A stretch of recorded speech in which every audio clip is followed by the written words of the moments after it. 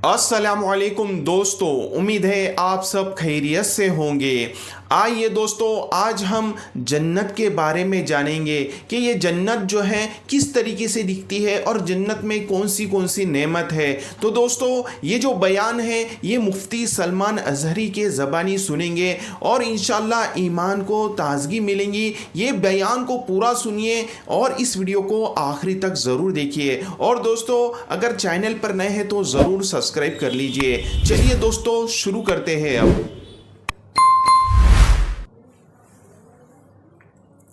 अल्हम्दुलिल्लाहि वकफ़ा वसलामुन अला हबीबिहिल मुस्तफ़ा अम्मा बाद फ़अऊज़ु बिल्लाहि मिनश शैतानिर रजीम बिस्मिल्लाहिर रहमानिर रहीम अल्लाहुम्मा सल्लि अला सय्यिदिना मुहम्मद व आलिहि व सहबिहि व बारिक व सल्लिम सलातन दाइमतन सरमदन अबदा आमीन। आपने कुरान अज़ीम का ये जो सिलसिला शुरू आमीन। रखा है, अल्लाह ताला इसको सदा कायम रखे। आमीन। और सच फरमाया मेरे रब ताला ने कि कोई खुशकी या तरी बेशक। की चीज़ ऐसी नहीं जिसको कुरान ने बयान ना किया हो। अल्लाहु अकबर, सुभान अल्लाह। अब जन्नत और दोज़ख ये तो हासिल कलाम है, हमारी ज़िंदगी का खुलासा है। यानी ये कॉन्सेप्ट इस्लाम का है कि दुनिया दारुल अमल है और आपको यहाँ पर अमल के लिए भेजा गया है, और अच्छे होंगे तो आपके लिए आराम की जगह दी जाएगी, और बुरे अमाल में फंस चुके थे तो फिर तुम्हें उसकी सज़ा भी काटनी पड़ेगी।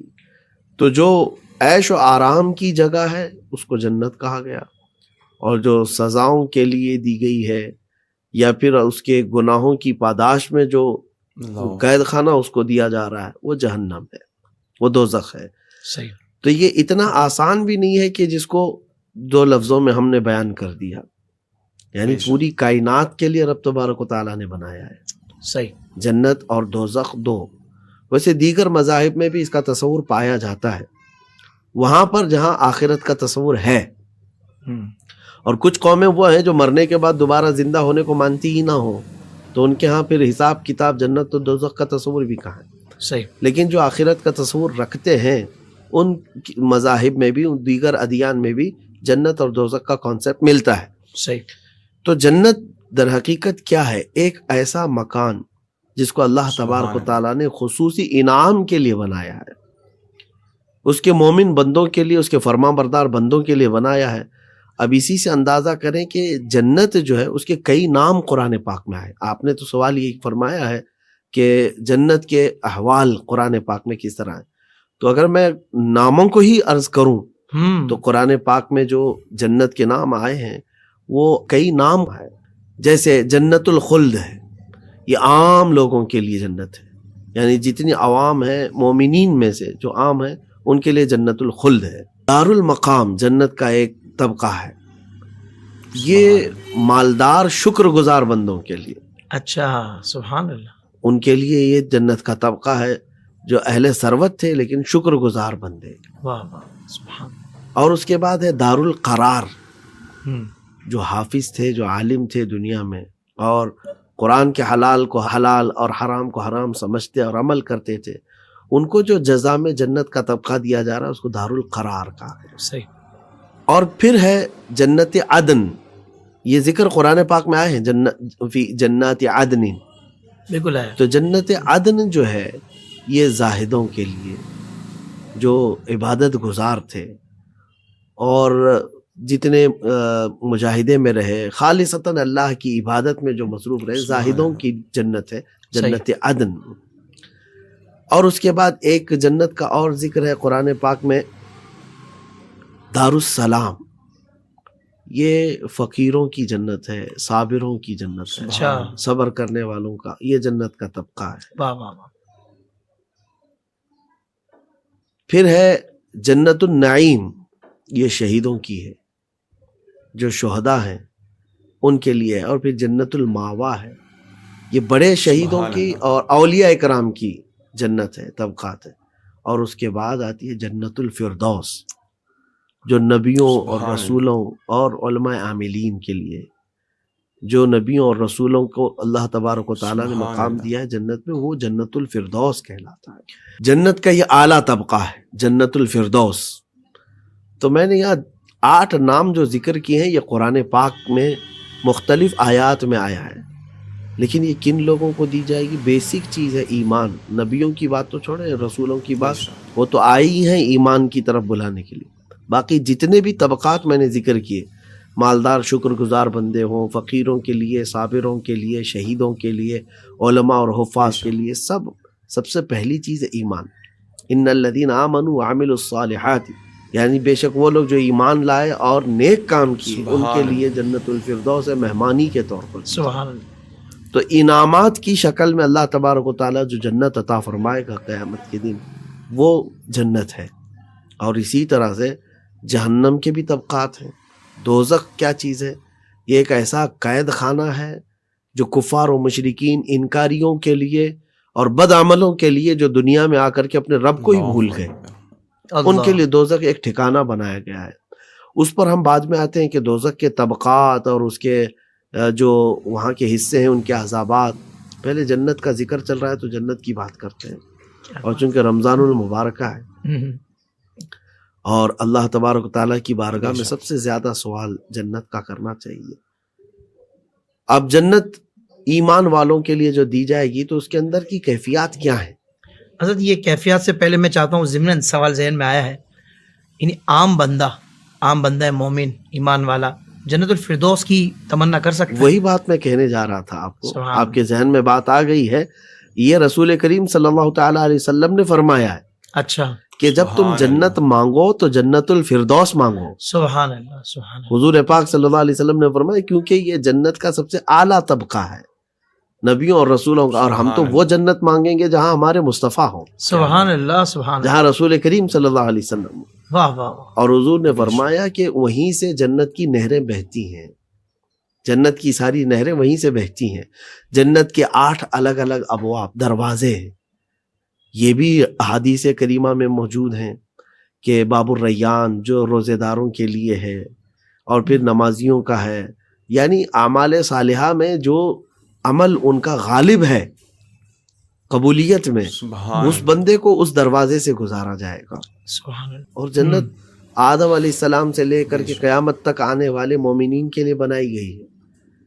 اب اس سے اندازہ کریں. اچھا، آپ نے سوال یہ ابھی آپ نے یہ فرمایا کہ وسعت اس میں نہیں ہے. جی، وسعت کے بارے میں اب میرے ذہن میں بات آ گئی، عرض کرتا ہوں. جنت میں جو سب سے آخر میں آنے والا بندہ ہو، اس کا بھی حدیث پاک میں ذکر ہے. سبحان اللہ. انبیاء کرام جا چکے ہوں گے، اولیاء کرام، شہیدان اعظام، صدیقین، صلحاء، سب جا چکے ہوں گے. کیونکہ بہت سارے وہ ہوں گے جو دوزخ سے عذاب سہ کر کے پھر آ رہے ہوں گے. جی. کچھ کو تو سزائیں بھگت کر کے آنا ہے، کچھ بے حساب جنت میں جا چکے ہوں گے. اللہ. کچھ حساب کے بعد ان کو بنتی ہے جنت تو وہاں بھیجا گیا ہوگا. صحیح. تو یہ جو سب سے اخیر میں جو جنت میں آئے گا، تو جیسی جنت میں داخل ہوگا دیکھے گا کہ سب کچھ فل ہے، سب براجمان ہے. جنتی جو بیٹھے ہوں گے اس کا بھی تذکرہ سورہ واقعہ میں موجود ہے. اللہ تبارک و تعالیٰ نے فرمایا ہے کہ والسابقون السابقون اولئک المقربون فی جنات النعیم ثلۃ من الاولین وقلیل من الآخرین علی سرر موضونۃ متکئین علیہا متقابلین. یعنی وہ دیوان لگے ہوں گے، چارپائیاں ہوں گی، اور آمنے سامنے بیٹھے ہوں گے ایک دوسرے کے، وہ خوشیوں میں بات کر رہے ہوں گے اور ٹیک لگائے بیٹھے ہوں گے مسریوں پر. اللہ. یطوف علیہم ولدان مخلدون، وہاں پر جو ولدان ہیں، خدام ہیں، وہ ان کے آس پاس آ رہے ہوں گے، جا رہے ہوں گے، اور ان کو پیالوں میں جو ان کی خواہشات کے مطابق چیزیں ہوں گی وہ پیش کر رہے ہوں گے. یہ جنت میں بیٹھے ہوئے لوگوں کی کیفیت. تو آخری جنتی جو آئے گا جنت کے اندر دیکھے گا سب محلات فل ہیں، سارے لوگ اپنے اپنی جگہوں پر بیٹھے ہوں تو حسرت سے دیکھ رہا ہوگا میری بھی کوئی جگہ ہوگی کہ نہیں ہوگی. اللہ اکبر. اب رحمان جب جنت اسے عطا کیا ہے تو جگہ تو ہوگی. تو وہ حیرت میں ادھر ادھر دیکھ رہا ہوگا تو رب تبارک و تعالیٰ کی طرف سے اس کو پوچھا جائے گا، اے میرے بندے تو چاہتا کیا ہے؟ کہا مولا تو نے جنت تو دے دیا، جگہ کہاں ہے میری؟ اللہ. جنت میں کہاں جاؤں؟ واہ. تو رب تبارک و تعالیٰ فرماتا ہے کہ تو بظاہر یہاں جو دیکھ رہا ہے سب بھری ہوئی ہیں جنت کی یہاں کیریاں، محلات. اللہ تبارک و تعالیٰ اب اس سے فرماتا ہے کہ جس دنیا سے تو آیا ہے اس کے مثل سبحان 10 دنیا کے برابر کا ایک محل دے دوں. اللہ اب تو اس کے وارے نہیں آ رہے. ایسا ہی. اور فرشتوں کو حکم ہوا کہ جس روئے زمین سے یہ آیا ہے اس پوری کائنات ارضی اس دنیا کے برابر کے 10 سبحان گنا بڑا محل اس بندے کو دیا جائے. اب کہنا یہ چاہتا ہوں سب سے اخیر میں آنے والے جنتی کو اتنا بڑا محل ہے تو پھر واہ واہ واہ. اولیاء کے محل کی وسعت کا کیا اندازہ, سبحان اللہ. شہداء سبحان کی اللہ. کے محلوں کی وسعت کا کیا اندازہ, اور نبیوں کے محل کا, سبحان اللہ. اور پھر سید الانبیاء کے محل کا کیا اندازہ. سبحان اللہ. سبحان اللہ. سبحان اللہ. تو ایک تو جنت کی صرف کیفیت میں نے آپ کو بتائی, وسعت میں وہ اللہ ہی بہتر جانے کہ وہ کتنا بڑا مکان ہے. اس کی بناوٹ کے متعلق جو حدیثوں میں ملتا ہے اس کی ایک اینٹ اللہ نے سبحان اللہ. سونے کی اور ایک اینٹ چاندی کی رکھی ہے. گھاس جو ہے وہ زعفران کی. ایک موتی مشرق و مغرب کو روشن کر لے کے دنیا میں کافی ہے. اللہ. مشرق و مغرب کو پورا روشن کرنے کے لیے دنیا میں ایک موتی کافی ہے. تو اب ان موتیوں کی چمک کیا ہے. صلی اللہ علیہ وسلم. رسول کریم صلی اللہ تعالیٰ علیہ وسلم فرماتے ہیں کہ جنت کے اندر جو نہریں ہیں سبحان ان میں اللہ. سے شہد اور دودھ کی نہریں ہیں, اور اس کا پانی نہایت ہی میٹھا اور ٹھنڈا, اور جنتیوں کو دیا جائے گا. اور جنتی کیا کھائیں گے کیا پئیں گے یہ بھی تو ایک سوال ہے. تو جنتی جو ہے ہر وہ چیز ان کو دی جائے گی جس کی وہ خواہش کریں گے. واہ واہ واہ واہ واہ. سبحان اللہ. قرآن پاک میں رب تبارک و تعالیٰ نے فرمایا.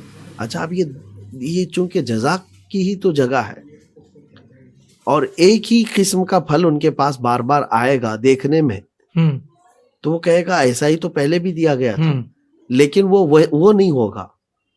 رزقوا منها من ثمرة رزقا قالوا هذا الذي رزقنا من قبل واتوا به متشابها. واہ واہ. اس کے جیسا ہے پر وہ اس کے جیسا ہے لیکن یہ وہ نہیں ہے. وہ نہیں ہے. اب پھر کیا ہے, تو وہ کھائے گا تو جس سبحان چیز کی وہ اللہ. تمنا کیا ہوگا اس کی لذت اس میں مل رہی ہوگی. کیا بات ہے. سبحان اللہ. تو یہ جنتی کھانے ہیں. واہ واہ واہ واہ. اور اللہ تبارک و تعالیٰ نے وہ نعمتیں وہاں جنت میں رکھی ہیں. حضور اکرم صلی اللہ تعالیٰ علیہ وسلم ارشاد فرماتے ہیں کسی آنکھ نے دیکھا نہیں ہوگا, کسی کان نے سنا نہیں ہوگا دنیا میں ان نعمتوں کو اللہ تعالیٰ جنتیوں کے لیے کھول دیا ہوگا. سبحان اللہ. سبحان اللہ. یہ مختصر سی چیزیں ہوئی جنت کے احوال کا ذکر. مفتی صاحب اب آپ نے اتنا کہتے ہیں منہ میں پانی آ گیا ہے کتنی ایسی باتیں سن کر, تو اب یہ بھی بتا دیں کہ جنت کا حقدار کون ہوگا. بالکل, سب سے پہلی چیز میں نے آپ کو بتایا کہ ایمان شرط ہے. ایمان شرط. ایمان شرط ہے. اس کے بعد عمل صالح ہے. ٹھیک ہے. اور اللہ تبارک و تعالیٰ کی بارگاہ میں جب عمل صالح قبولیت کے سبحان درجے اللہ. پر ہو تو جنت کا حقدار ہے. سبحان اللہ. لیکن پھر بھی ہم یہی کہیں گے کہ اللہ تبارک و تعالیٰ کے فضل پر منحصر ہے, وہ جسے چاہے واہ. عطا کرے, لیکن ایمان والوں کے لیے, کیونکہ اس کا وعدہ ہے قرآن پاک میں کہ اس نے جہاں جہاں یہ فرمایا ہے کہ وہ جنت کس کے لیے ہے, بے شک. وہ اللہ تبارک و تعالیٰ نے فرمایا ایمان والوں کے لیے ہے, متقین کے لیے ہے جنت. یعنی مطلب عمل صالح کرنے والا بندہ ہو, بہت اس کی خدمت خلق کے بڑے بڑے ادارے ہوں, این جی اوز ہوں, مگر ایمان والا نہیں ہے تو وہ جنت میں داخل نہیں ہو پائے جنت گا. میں نہیں جائے گا, کیونکہ اللہ. بیسک چیز ہے اس کے لیے, بنیادی چیز ہے ایمان کا ہونا. اللہ اکبر. ایمان ہے تو پھر جنت میں جانے کے امکانات بہت ہیں, کیونکہ برے اعمال کی سزا کبھی تو ختم ہوگی. کیونکہ میرے آقا صلی اللہ علیہ وسلم فرماتے ہیں جس کے دل میں رائی کے دانے کے برابر بھی ایمان ہوگا میں اس کو دوزخ سے نکال کر کے لاؤں گا اور جنت کی طرف لے جاؤں گا. اللہ اکبر. لیکن ایمان ہو. ایمان ہونا شرط ہے. اچھا مفتی صاحب, جنت میں جیسا آپ نے بتایا کہ بے شمار نعمتیں ہوں گی, تو اسی طرح جنت میں حوروں کے حوالے سے بھی کافی سنا گیا ہے. جی. تو جنت میں پہلے سب سے پہلے بتائیے کہ حوریں یہ کیا ہے, کانسیپٹ ہے جنت میں. بہت اچھا سنا ہے آپ نے, اور سننا بھی چاہیے ایمان والے. اللہ اکبر. حوروں کا کانسیپٹ ہے, اور اس کو آج کے کچھ شیاطین جو ہے وہ مذاق میں لیتے ہیں. جی جی. حالانکہ افسرائیں ہیں, دوسرے مذاہب میں بھی اس کا تصور موجود ہے. مومنین کو جو ہے انعام کے طور پر وہاں جو عورت دی جائے گی حور, اس کو کہا گیا وحور عین, قرآن پاک میں ان کا ذکر آیا ہے. صحیح. اور وہ نہایت ہی حسن و جمال والی, خوبصورت. اب یہ کوئی تعداد فکس نہیں ہے کہ 70 ہے 60 ہے, لیکن اللہ تبارک و تعالیٰ کی طرف سے اس کو انعام میں دی جائیں گی. اب لوگ یہ کہتے ہیں کہ مردوں کو یہ چیز عورتوں کی خواہش دلائی جا رہی ہے. یہاں پر یہی تو ساری باتیں کی جاتی ہیں کہ جنت میں حوروں کی خواہش ان کو دلا کر کے ورغلایا جاتا ہے، ایسا ہے ویسا ہے. نہیں، ہم نے تو ساری نعمتوں کا ذکر کیا، سبحان اللہ، دیگر ساری نعمتوں کا بھی ذکر کیا. اور ان نعمتوں میں اب جا کے کیونکہ حدیث پاک میں یہ بھی ہے، دنیا کی سب سے اچھی چیز کیا ہے پتہ ہے؟ سب سے عمدہ چیز حضور پاک صلی اللہ علیہ وسلم فرماتے ہیں پورے دنیا کے سامانوں میں سب سے بہترین سامان کچھ ہے تو نیک بیوی کا مل جانا ہے. اللہ اکبر. نیک عورت کا ملنا تمہارے لیے آدھی دنیا ہے.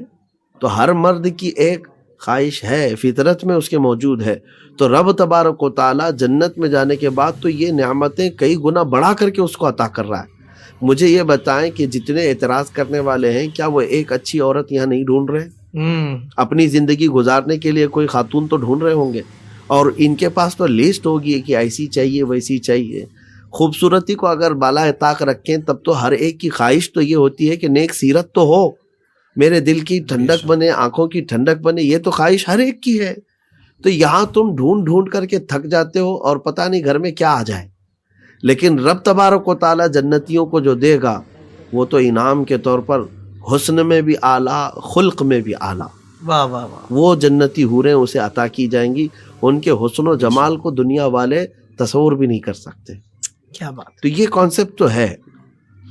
اس میں جو مطلب کہا جاتا ہے کہ بھئی مردوں کو 70 حوریں ملیں گی، تو یہ عورتوں کو کیا ملے گا؟ یہ سوال کافی وائرل ہے.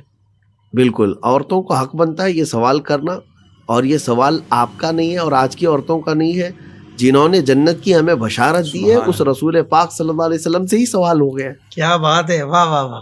کیا آپ ہی بتائیں آقا کہ عورتوں کے لیے کیا ہے؟ تو اب ہم بتاتے ہیں آپ کو جواب کیا ملا ہے. عورت کے لیے دیکھیں، مرد کی طرح کثرت کی خواہش نہیں ہے کہ مرد کے لیے ایک سے زیادہ اگر عورتیں ہو گئیں تو نہ دنیا میں اس کو عیب ہے بلکہ اس کی فطرت کے مطابق سمجھا گیا. عورت کے لیے یہ عیب ہے ایک سے زیادہ کا ہونا، اور عیب جنت میں نہیں دیا جائے گا. کیا بات ہے. واہ واہ. کوئی بھی عیب والی چیز جنت میں اس کو نہیں دی جائے گی. عورت کے لیے سب سے بڑا اعزاز کیا ہے کہ اس کا شوہر بادشاہ کے مقام پر ہو. عورت ہمیشہ ملکہ بن کر رہنا چاہتی ہے. بہت اچھا. صحیح ہے. اچھا، عورت کو اور ایک دوسری اس کی فطرت ہے، وہ ملکہ بن کر کے رہنا چاہتی ہے. آپ دنیا کے کسی بھی کونے پر جائیں، عورت کی جو فطرت ہے نا، طبیعت ہے نا، وہ آپ ایک ہی طرح کی پائیں گے کہ وہ عمر جتنی بھی ہو جائے اس کی، بڑھاپا بھی جو ہے، وہ جوان دکھنا پسند کرتی ہے. خوبصورتی اس کی کمزوری ہے. ایسا ہی. جو ہائی لیول کی خوبصورت عورتیں ہیں وہ بھی اور خوبصورتی چاہتی ہیں. بالکل ایسا ہی. تقریباً عورت کی فطرت یہ ہے کہ وہ بہت ہی زیادہ حسن و جمال کی خواہش مند ہے. اب سنیں عورت کو کیا دیا جا رہا ہے. اس کو وہاں پر جنت میں اس کا ہی شوہر دیا جائے گا.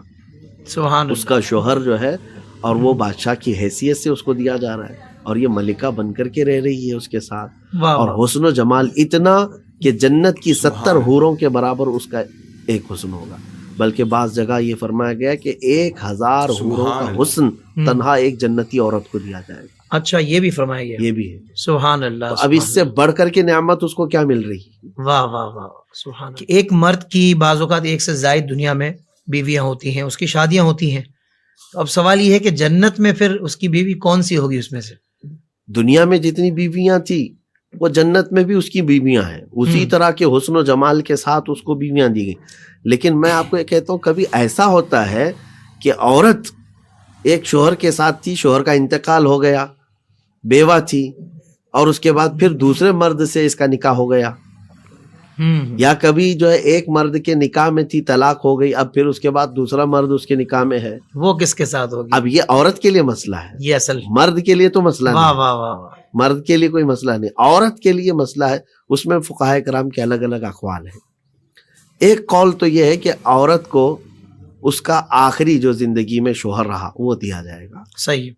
کہ جس کے ساتھ آخر میں رہی وہ دیا جائے گا.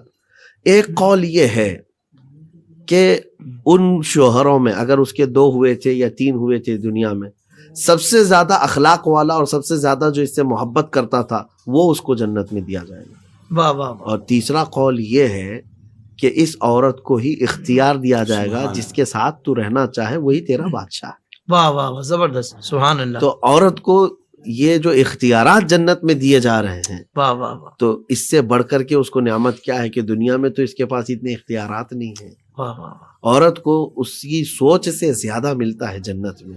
یہ جو پروپیگنڈا ہے، یہ ایک ڈھکوسلا ہے عورتوں کو گمراہ کرنے کے سوالات جو باطل قوموں کی طرف سے آتے ہیں کہ یہ مردوں کی ہوس کے لیے جنت بنائی گئی ہے، عورتوں کا کچھ نہیں ہے۔ عورتوں کا تو بہت ہے جنت میں، واہ واہ واہ، عورتوں کا بہت ہے جنت میں۔ وہ باضابطہ پورے جنت کے محلات کی ملکہ ہیں، اور ان کو اختیار دیا جا رہا ہے، وہ جس کے ساتھ رہنا پسند کریں گے۔ اگر دنیا میں مختلف شادیاں ہوئی تھیں تو اس سے بڑھ کر کے اور نعمت کیا ہے؟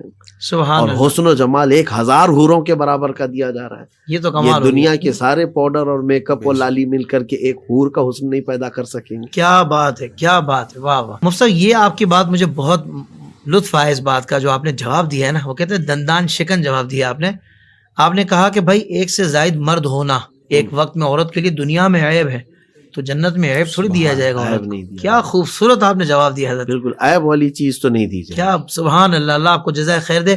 مفتی صاحب یہ بھی ارشاد فرما دیں کہ جنت میں کیا رشتہ داروں کی آپس میں ملاقاتیں بھی ہو سکتی ہیں؟ بالکل ظاہر سی بات ہے کہ جنتی جو وہاں پر پہنچیں گے جی، تو جنت میں بھی وہ اسی طرح کی رشتہ داری ان کی ہوگی جیسے یہاں تھی۔ ماموں چاچو سب اوکے کے سب ہوں گے، بلکہ اور زیادہ کثرت سے محبت کرنے والے ہوں گے۔ سبحان اللہ، حدیث پاک میں حضور اکرم صلی اللہ تعالیٰ علیہ وسلم فرماتے ہیں جب کسی کا انتقال ہوتا ہے، تفصیلی حدیث ہے، طویل ہے حدیث، صحیح، کہ فرشتہ جو ہے ریشم کے لباس میں اس کی روح لے کر کے جاتا ہے، اور اس کے بعد پھر اس کو جنت میں لے جایا جاتا ہے۔ تو جتنے اس سے پہلے وہاں رشتہ دار جا چکے تھے وہ کھڑے ہوتے ہیں اور اس کا استقبال کرتے ہیں کہ تو آج آیا ہے، مرحبا۔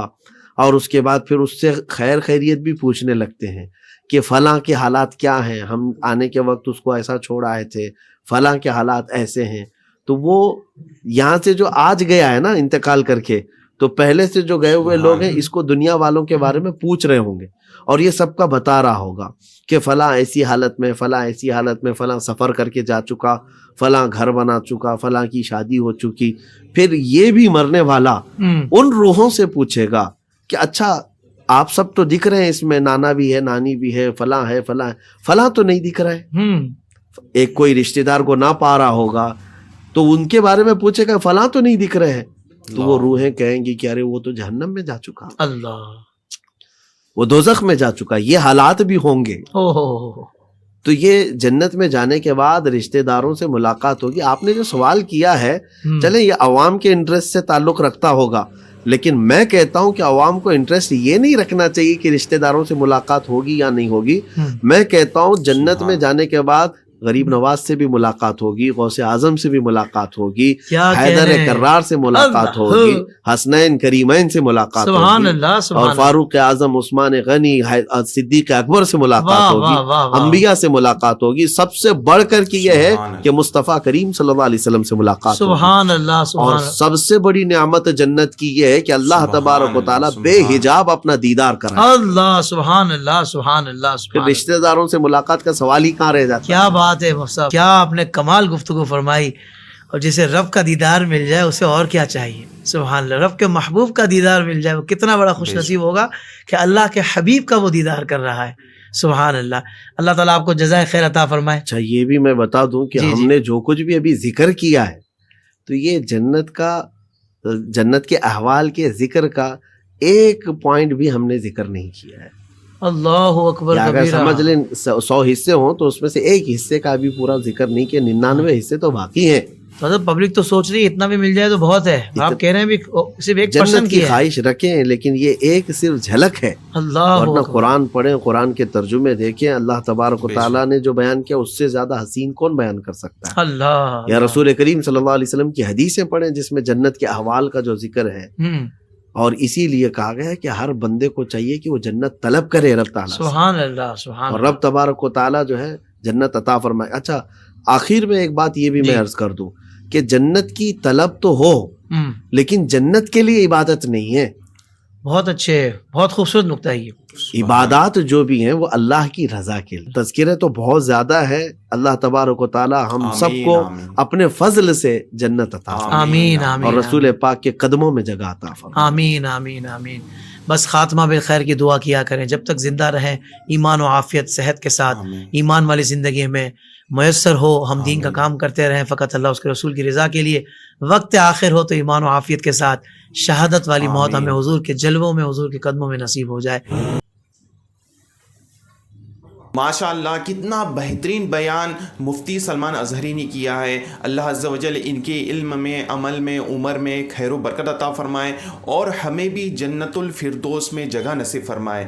امید ہے دوستو آپ کو یہ ویڈیو پسند آئی ہوں گی تو ضرور لائک اور شیئر کیجئے۔ ملتے ہیں انشاءاللہ نیکسٹ ویڈیو میں۔ السلام علیکم ورحمۃ اللہ وبرکاتہ۔